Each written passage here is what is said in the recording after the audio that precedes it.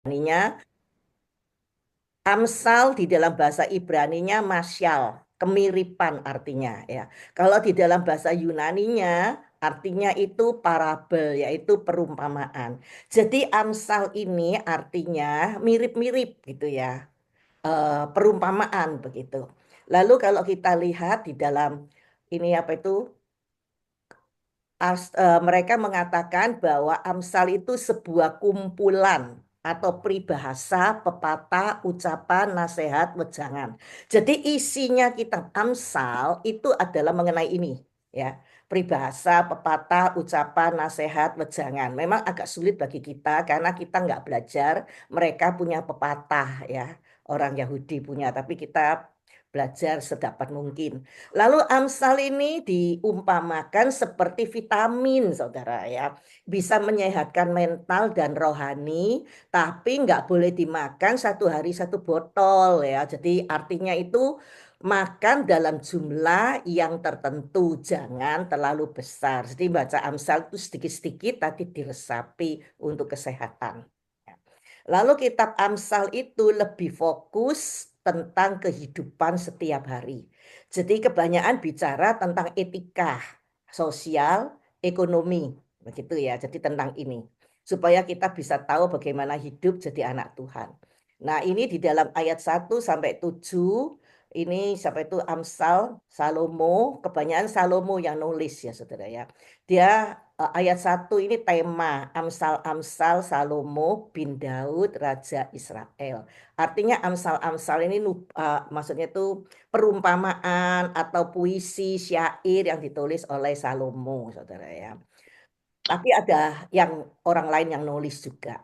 Dan di dalam catatan satu raja-raja, Salomo bukan hanya menulis Amsal ini kitab Amsal, saudara ya.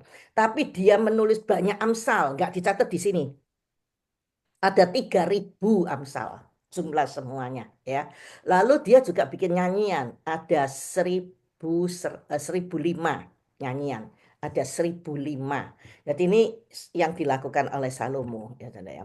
Lalu di dalam Amsal 1 sampai 7 ini merupakan pendahuluan ya.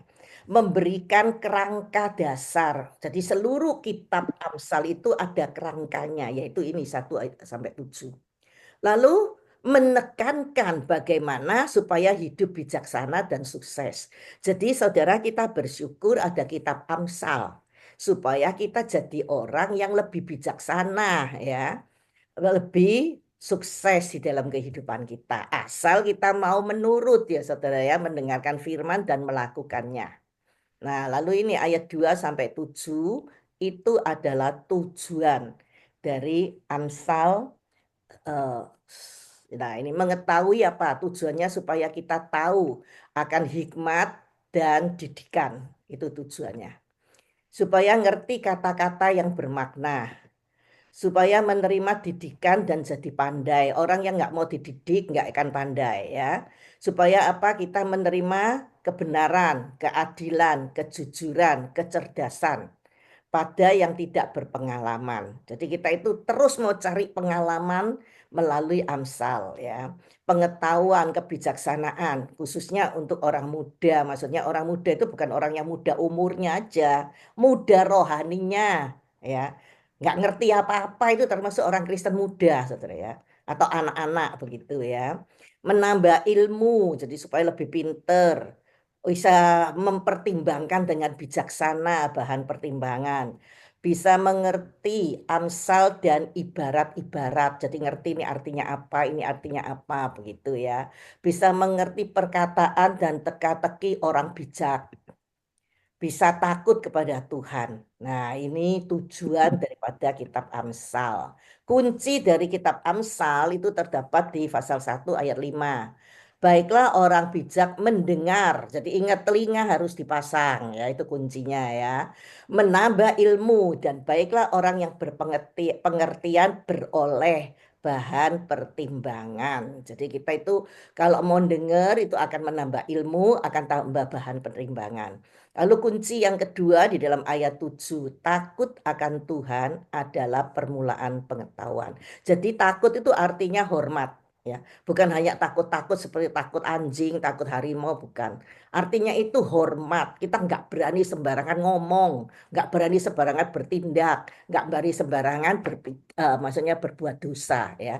Karena kita itu takut akan Tuhan. Itu kita akan eh, takut akan Tuhan itu pengetahuan, permulaan pengetahuan, ya. Tapi kalau orang bodoh diomongi ngamuk, ya tersinggung, menghina hikmat dan didikan, itu yang kita pelajari minggu lalu. Dan hari ini kita masuk di dalam bagian kedua, ya. Kita tadi sudah baca ayat 8 dan 9, ya. Nah, hari ini kita sampai ayat 19, ya. Jadi saya tadi sudah ngajak saudara membaca ayat 8 dan 9. Nah, bagian ini yang kita baca ini adalah bagian yang ini saudara, nasihat untuk anak-anak. Jadi saudara jangan baca Alkitab gini ya. Ah, ini anak-anak, aku bukan anak-anak lagi. Bukan, maksudnya itu anak-anaknya Tuhan juga termasuk. Ini memang Raja Salomo menasehati orang muda, tetapi juga dipakai oleh Tuhan untuk menasehati saudara dan saya. Kita kan sebagai anak Tuhan, kita sebagai murid Tuhan, ya. Jadi ini Amsal untuk menasehati orang yang muda yang kurang berpengetahuan. Nasihatnya yang pertama apa? Dikatakan dengarkanlah. Dengarkanlah. Kita biasa, iya aku sudah dengar kok, sudah dengar. Dengar yang dimaksudkan di sini, saudara, adalah apa? Pasang telinga, pasang perhatian, taat. Jadi kita itu sungguh-sungguh taat. Perhatikan. Jadi saudara, kita harus ingat terhadap firman Tuhan itu perhatikan, bukan hanya dengar dengar khotbah sudah ya sudah. Yang paling sedih begitu, saudara. Tiap minggu dengar khotbah, tapi ya begitu ya. Yang disenengnya apa leluconnya, ilustrasinya begitu ya. Lalu apalagi dengar khotbah untuk orang lain. Ya, oh ya orang itu loh, orang itu kayak gitu, orang itu kayak gitu. Itu namanya orang nggak bijaksana. Kita harus mendengar untuk diri kita sendiri, perhatikan. Ya. Firman Tuhan, nasihat itu diperhatikan, ditaati. Itu artinya dengarlah. Jadi ini nasihat supaya mendengar ya. Lalu dikatakan didikan sampai itu ayat ayat 8 ya. Hai anakku, dengarkanlah didikan ayahmu. Didikan itu di dalam ini bahasa aslinya ya musari. Artinya apa? Hukuman yang tepat. Jadi itu harus diperhatikan. Kalau papa menghukum kita, menegur kita, memperingati, mengoreksi, mendisiplin kita, mendoktrin kita, meninstruksi kita, dengarkan. Artinya perhatikan dan ditaati. Jadi saudara manusia yang tidak mau ditegur, tidak mau dinasehati itu nggak akan berubah. Mulai percaya Yesus sampai mati ya tetap begitu aja. Ya, nanti ketemu Tuhan Yesus baru menyesal ya. Dia nggak dapat apa-apa, nggak dapat pujian dari Tuhan, nggak dapat pahala. Jadi di sini kita dinasehati untuk mendengar didikan ayah. Didikan itu nggak enak, saudara ya, tapi itu bermanfaat bagi kita. Lalu dikatakan harus menaruh pendengaran perhatian, ketaatan kepada didikan ayah kita, walaupun mungkin didikan itu berupa teguran, disiplin, koreksi, dan bahkan hukuman. Yang gak enak itu kita juga harus terima. Ya, ini adalah nasihat dan kita ingat saudara terhadap anak, ponaan, terhadap orang muda di sekeliling kita harus mengingatkan mereka kalau mereka nggak benar. Ya. Jangan nggak boleh kepo, nggak boleh kepo itu yang maksudnya itu yang bertele-tele nggak ada gunanya itu loh saudara. Ya, jangan setelah dengar khotbah kemarin, oh nggak boleh kepo ya sudah aku nggak kepo, nggak usah ngurusi orang lain. Kalau orang itu berdosa, didoakan dulu. Kalau mau nasihati orang didoakan dulu, ya. Lalu diberitahu kamu salah jalan loh, begitu ya. Tapi ya nggak disebar-sebarkan kemana-mana, ya. Jadi ingat saudara, kita harus perhatikan keluarga kita, anak cucu kita, diri kita sendiri, kita harus perhatikan supaya kita boleh bijaksana ya. Ini pertama dikatakan harus dengar nasihat ya, dengarkan ya. Lalu terhadap mama di sini dikatakan ya, lain terhadap mama. Jangan menyia-nyiakan ajaran ibumu. Saudara, papa dan mama kalau didik anak itu lain. Saudara perhatikan. Kadang-kadang papa itu kalau papanya lemah, mamanya yang keras. Kalau mamanya lemah, papanya yang keras. Didikannya itu saling melengkapi. Nah, makanya dalam mendidik anak, kalau itu benar, kita nggak boleh bela anak. Kadang-kadang suami istri tengkar di depan anaknya seneng ya. Oh, mama bela saya atau oh papa bela saya. Nanti papa mamanya diadu, saudara ya. Nggak boleh begitu karena apa? Papa dan mama itu, saudara, ada bidangnya masing-masing, karunianya yang berbeda, cara mendidiknya yang lain, ya. Dan biasanya kalau pengalaman saya, ya, ini pengalaman saya, nggak tahu betul nggak, saudara, maksudnya begitu nggak tahu ya.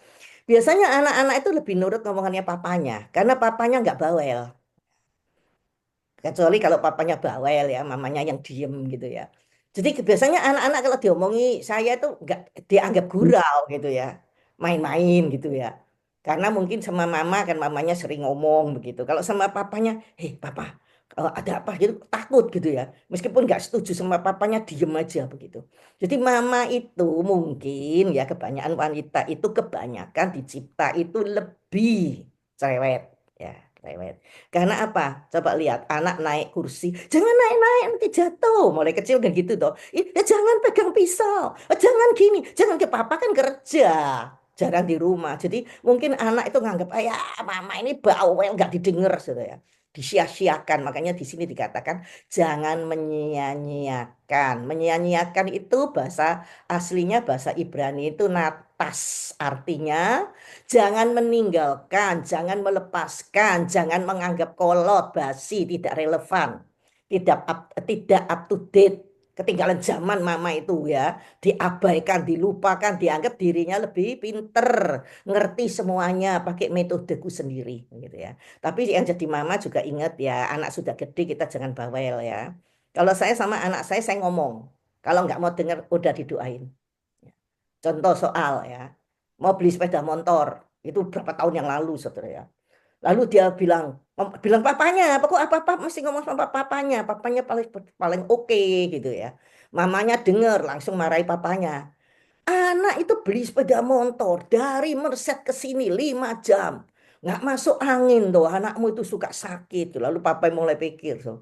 Mulai pikir pas ngomong sama anaknya gini. Kamu boleh beli tapi jangan pulang ke LA bawa itu loh, saudara. Saya bilang gini, dia kan mau pameran toh. Ah, ya nggak anak muda kan kita pernah jadi muda ya nggak. Dia pernah mau aksi-aksi naik sepeda motor gede gitu ya. Tiap minggu tuh sama grup polisi itu saudara latihan gitu. Saya bilang dia kan mau menunjukkan sepeda motornya kepada ini sepupunya dia kan di LA semua gitu. Akhirnya saudara, ya mungkin anak itu kecewa ya. Suatu hari jatuh, saudara, megang sepeda motor, gak tahu gimana sepeda motor jatuh, tangannya kesleo. Sudah sepeda motornya dijual. Nah itu baru saya mulai ngomong.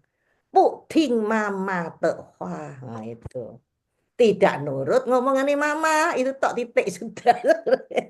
Jadi saya ngerem, ya. Saya itu bawel, tapi saya ngerem. Kalau mau ngomong sama anak, berdoa dulu. Jangan sampai dibenci sama anak karena bawel, karena kepo. Ya. Jadi itu saudara. Makanya di sini saudara, anak-anak seringkali nggak nurut sama orang tua. Orang tuanya koreksi diri. Ya. Anak-anak itu lebih pintar dari kita, saudara. Ya enggak? Sekolahnya lebih tinggi, zamannya juga zamannya lebih lain sama kita. Seringkali nggak nganggap kita. Lalu kita yang jadi mama juga hati-hati, jangan bawel aja ya. Paling penting itu berdoa, contoh yang baik begitu ya. Jadi ini anak-anak dinasehati ya, nggak sama eh, Salomo ya. Lalu bagaimana, saudara? Orang yang nurut ya di sini kata yang nurut sama papanya ya yang dengar-dengeran, perhatikan perkataan papa, taat kepada papanya, tidak melalaikan omongannya mamanya, hasilnya itu ini ya. Bagi yang mendengar yang tidak menyia-nyiakan akan mengenakan karangan bunga yang indah di kepalanya lah. Zaman dulu saudara ya, mahkota itu kalau untuk menghormati orang-orang biasa itu ya kasih kembang gitu ya. Nah, ini orang Indonesia saudara ya, menghormati juga dikasih apa kalung. Kalung kembang. Nah, jadi ayat 9 ini artinya hasil daripada kalau kita taat perhatikan perkataan papa. Ya, tidak menghina perkataan mama. Hasilnya kita akan dihormati. Kita akan menjadi orang yang dihormati orang-orang sekeliling kita. Ya, jadi saudara ini adalah hasilnya. Oke, kita sekarang baca ayat 10. Kita baca ayat 10 sampai 14 ya. Hai anakku, jikalau orang berdosa hendak membujuk engkau, janganlah engkau menurut. 11. Kalau mereka berkata, marilah ikut kami, biarlah kita menghadang darat, biarlah kita mengintai orang yang tidak bersalah dengan tidak semena-mena. Biarlah kita menelan mereka hidup-hidup seperti dunia orang mati, bulat-bulat, bulat-bulat seperti mereka yang turun ke liang kubur. 13. Kita akan mendapat berbagai benda yang berharga.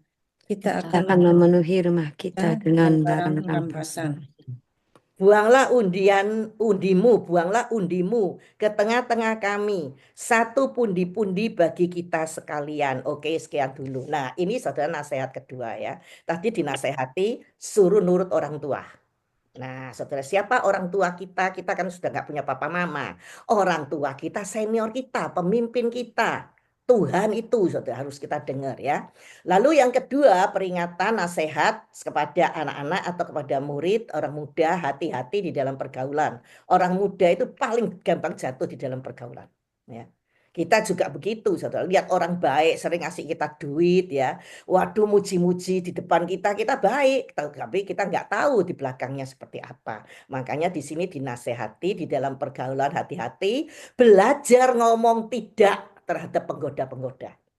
Jadi jangan segan-segan, sungkan-sungkan ngomong no, no, sorry, no, thank you, gitu. Ya kalau Amerika lumayan, saudara. Sorry, no-nya ada thank you-nya, ada sorry-nya, gitu ya.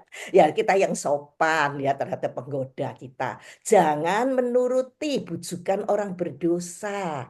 Jangan ikut si pembunuh. Jangan ikut mengintai. Jangan bergaul dengan si tamak. Nah, jadi ini ya, tadi itu diurai-uraikan, saudara ya. Di sini jangan begini, jangan begini, jangan begini. Supaya apa? Hati-hati di dalam pergaulan. Nah, sekarang kita mulai lihat ayat 11 ya. Tadi 10 dikatakan, kalau ada orang berdosa membujuk kamu, jangan nurut, jangan. Harus say no, thank you ya. No, thank you, jangan dilihat terus. Kadang-kadang kita menolak orang, no, thank you, tapi dilihat lama-lama kepingin gitu ya. Enggak ya. Lalu dikatakan, mengapa kita harus menolak? Ayat 11. Karena orang jahat itu merencanakan apa, saudara? Rencana mereka itu sangat jahat, kejam. Ya, di sini dikatakan, marilah ikut kami loh. Kita diajak, saudara. Untuk apa? Untuk menghadang darah. Artinya apa? Membunuh orang. Ya, membunuh orang. Ya, orang yang nggak bersalah, orang yang tidak semena-mena itu. Maksudnya orang yang tidak salah kita perlakukan dengan semena-mena. Hati-hati, saudara. Mungkin kita nggak membunuh orang. Saya perhatikan di gereja ya. Gereja kita itu orangnya sedikit. Tapi kebencian, memperlakukan orang semena-mena itu sering ada. Ya. Ngeritik orang ya, bicara kejelekan orang. Benci sama dengan membunuh itu menurut Rasul Yohanes di kitab surat Yohanes. Mungkin saudara bilang, enggak, aku enggak pernah membunuh orang, tapi benci. Lihat orang ini benci ngurusi orang di gereja kita banyak orang kepo, ngurusin orang terus. Saudara ingat, itu rencana orang jahat jangan diikuti. Jangan diikuti. Ya. Jadi itu jahat, kejam, mau membunuh orang, menjatuhkan orang yang nggak bersalah, orang yang nggak tahu apa-apa dimusuhi ya. Jadi di sini kita ingat saudara jangan ya, jangan ikut ya. Lalu untuk menikmati, maksudnya kenikmatan yang sementara. Enak kita banyak temen ya, ikut dia ya, gitu seneng-seneng. Itu sementara. Lalu akhirnya kita akan jatuh di dalam keadaan yang bahaya. Ayat 12 dikatakan, biarlah kita menelan mereka. Jadi kita itu diajak untuk menelan orang-orang baik. Orang yang nggak bersalah apa-apa, orang yang polos itu nggak ngerti apa-apa itu loh ya. Jadi di sini dikatakan menelan hidup-hidup seperti dunia orang mati. Dunia orang mati itu di dalam bahasa aslinya ditulis Sheol, saudara ya. Jadi artinya itu tempat atau lubang. Ya, kita ingat Yusuf pernah dimasukkan sumur berlubang ya. Sumur kering. Kok sumur semuanya berlubang ya, sorry ya. Sumur kering. Sorry, saya kalau direkam itu grogi. Saudara. Ya. Lalu Yeremia juga dimasukkan situ, Daniel juga ya. Pernah dimasukkan lubang. Tujuannya apa? Supaya mati. Hari ini banyak orang jahatnya seperti ini.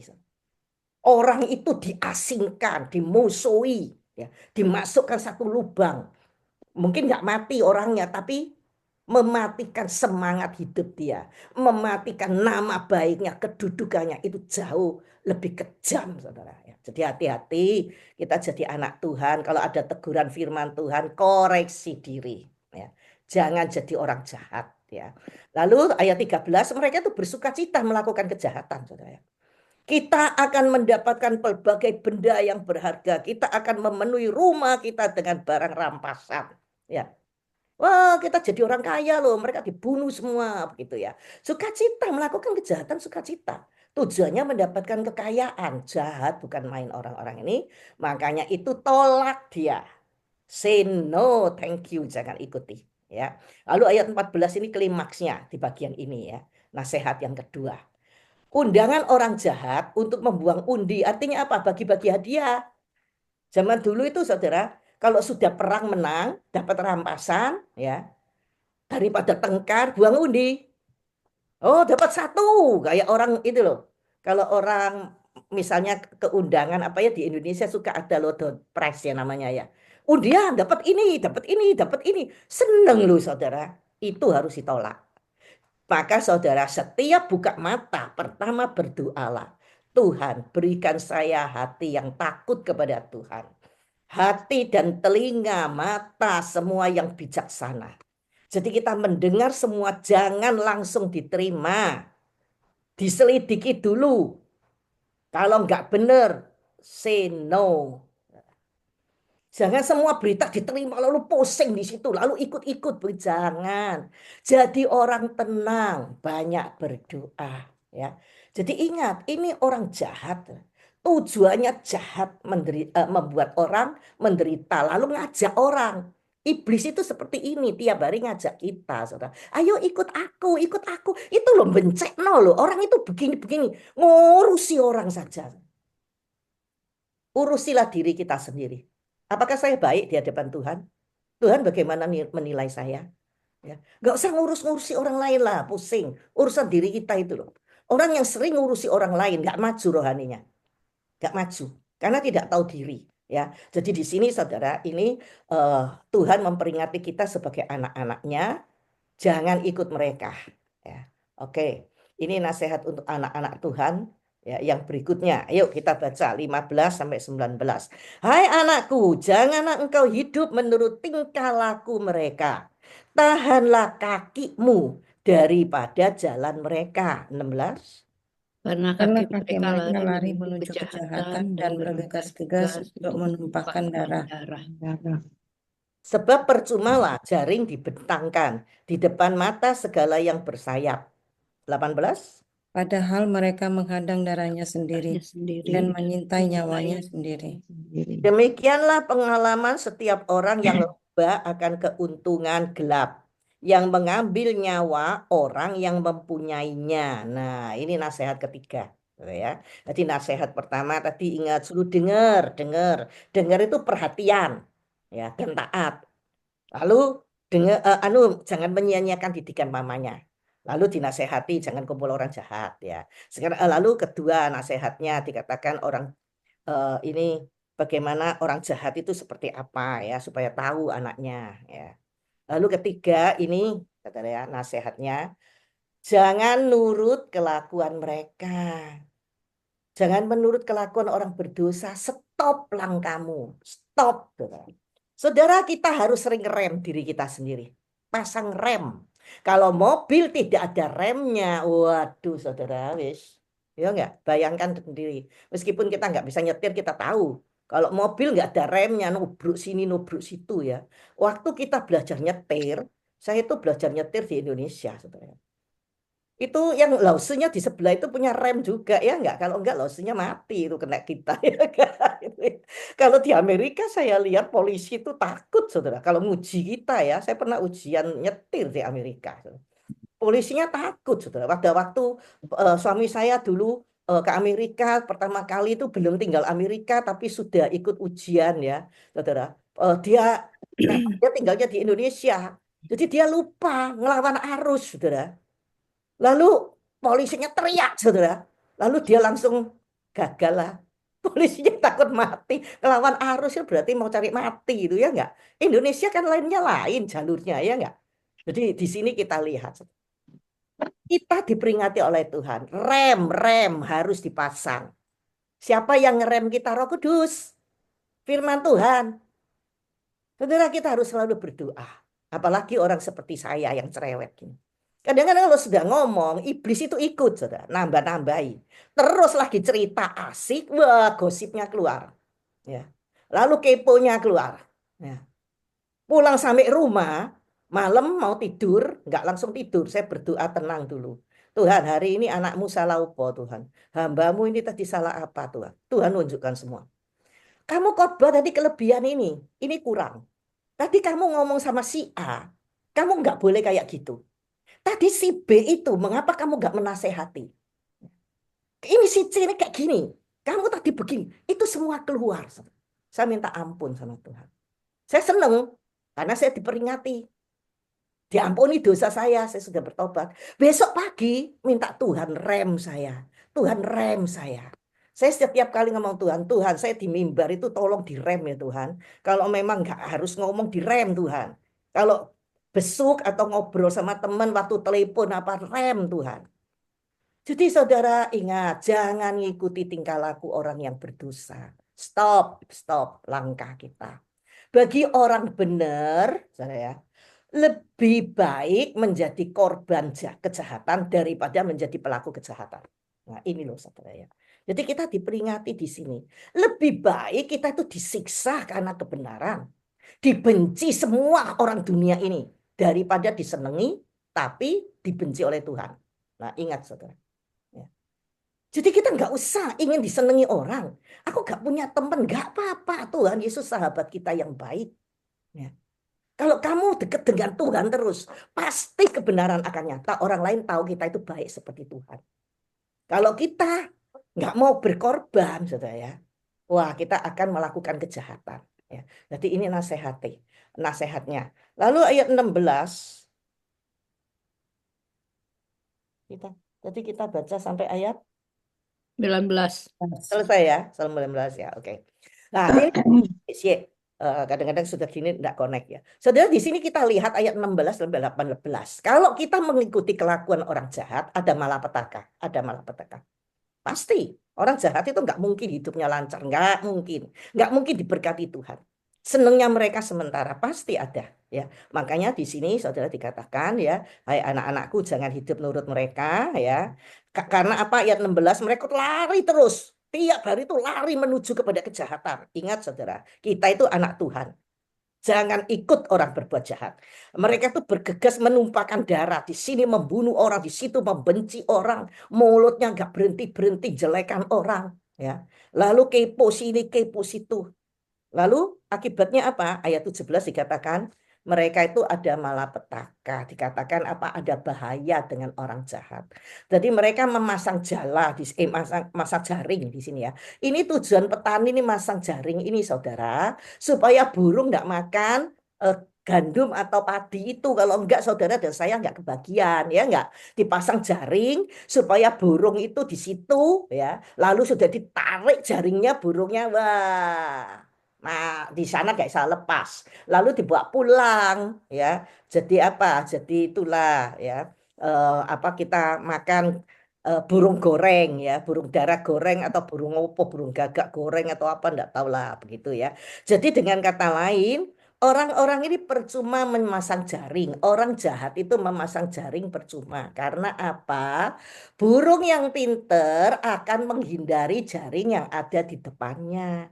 Burung itu ada yang pinter loh saudara. Dulu saya di Indonesia, di Surabaya itu rumah mertua itu gede. Kemarin kan saya bilang toh anjingnya jumlahnya lebih banyak daripada penduduknya. Ya, karena apa waktu itu kan ipar saya semua sudah pindah ke Amerika ya. Mertua berdua, kami berdua, anjingnya mungkin 8 atau berapa ya. Penghuninya cuma anu 4, lalu tambah pembantu ya 5 begitu ya. Lalu memang lapangannya gede rumahnya. Karena apa? Rumah Cici itu yang Cici ipar itu juga di Amerika tapi ada tanah di situ. Lalu tanahnya omnya juga yang di Jakarta itu. Jadi gede tanahnya kosong dimanfaatkan nanam buah-buahan saudara. Sampai sekarang ada. Orang Surabaya kalau mau mampir boleh itu. Karena rumah itu sudah dijual tapi buka untuk umum karena untuk sekolah musik. Saya senang. Rumah itu dibeli orang-orang gereja untuk orang-orang anak-anak belajar musik di situ. Lalu ibu-ibu sering latihan kur di situ atau mereka mau Natal begitu ya. Jadi rumah itu berguna. Lalu kembali lagi ke sini. Supir, kemudian saya punya supir. Supir itu suka apa? Itu kalau ada burung yang cantik-cantik, saudara, burung yang bagus dijala, saudara, dijaring di situ, ya, sampai masuk dilem lalu masukkan. Suami saya sering gait burung darahnya tetangga, karena apa? Burungnya di rumah banyak, burung darahnya tuh banyak. Mengapa saya bilang menggait? Karena burung-burung itu dikasih makan kenyang, banyak makanan, burungnya tetangga datang, saudara. Apalagi burung burung dara punya Pak Ho ini mungkin cantik-cantik mungkin ya, jadi banyak yang terkait begitu. Bahaya saudara kalau sudah masuk kurungan kita nggak keluar gitu ya, hati-hati. Burung yang pinter enggak, tola-tole dulu. Ada makanan haujak, nggak ada jaringan, nggak ada orang yang makan, sudah makan cepat pergi saudara ya. Jadilah orang Kristen yang pinter, jangan ke jaring. Lalu juga orang jahat ini memasang jaring, tapi sendirinya yang masuk ke dalam jaring. Ingat pepatah mengatakan apa? Senjata makan tuan, ya enggak? Pagar makan apa? Tanaman. Tanaman ya. Ya. Jadi saudara ingat, orang jahat itu seperti itu. Kelihatannya bagus ya masang anu supaya orang jahat semua seorang orang baik terjerat di situ. Kenapa dia sendiri yang dihukum oleh Tuhan? Jadi ingat, inilah pepatah saudara ya, yang mengingatkan kita hati-hati di dalam hidup sebagai anak Tuhan. Ya, jadi kita ini yang kita pelajari, ingat nggak boleh banyak-banyak, ini vitamin ya, untuk menyehatkan jiwa rohani kita ya. Oke, kita berdoa ya.